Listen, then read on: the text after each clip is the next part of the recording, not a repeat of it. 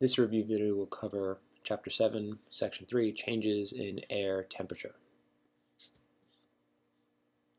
For this section, you should have created some notes.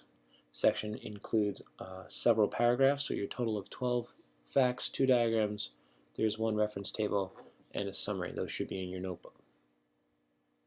So temperature is the measurement of heat. And if you look here at an image showing the annual, meaning yearly, average temperatures on Earth, you can clearly see that this center area of the Earth here is way hotter than the northern ends up here by the North and South Pole. The reasons for that is the sun hits more directly, and we'll get into the details of it in later chapters, but you can see that there's a clear difference in temperature between the equator and the poles, north and south. This leads to the creation of wind, that we'll discuss in a future video. Temperature on Earth is cyclic.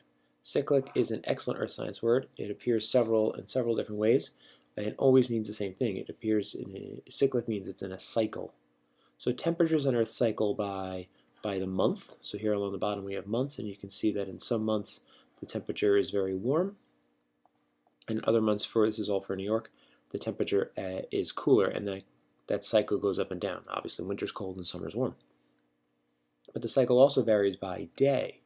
So we have cooler temperatures in these small numbers here between 5 and 6 in the morning, and our warmest temperatures of the day around 16 or 1700 hours, which is around 4 o'clock or so in the afternoon, 3, 4 o'clock. Okay, and again, here's a definition of cyclic: occurring in cycles regularly repeated. Excellent word to know. Now, when you talk about temperature, what you're measuring is really heat. So heat is created when the atoms, the parts of the atom, are vibrating. They're shaking incredibly fast. They're hitting into each other, and that is kind of how the energy is transferred. That energy is what we measure as heat. So whenever you're using an instrument to measure heat, you're really measuring the movement of atoms. And in order to measure heat, we have one instrument that we use for this is the thermometer.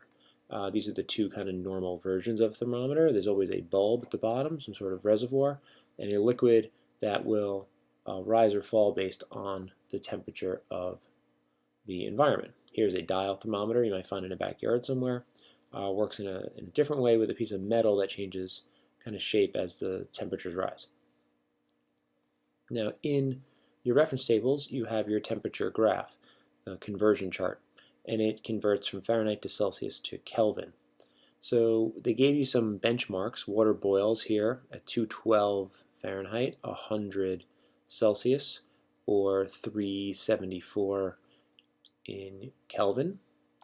Room temperature, about a little under 70 degrees, or 20 in Fahrenheit, or 294 in Kelvin.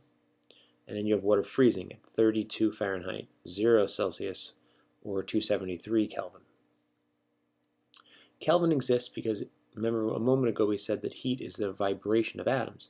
If you were to slow those atoms, you would have less temperature, less heat.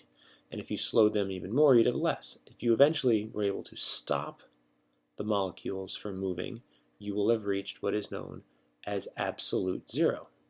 And that is the point at 0 degrees Kelvin looks like okay, but it is absolute zero, where no molecules are moving and there is absolutely no energy. So in this section, we spoke about several things. Temperature is the measurement of heat. The motion of atoms is what causes the heat. Thermometers measure that heat, and there are 3 main scales: Fahrenheit, Celsius, and Kelvin. Your skill from this section should be able to convert from one unit to another.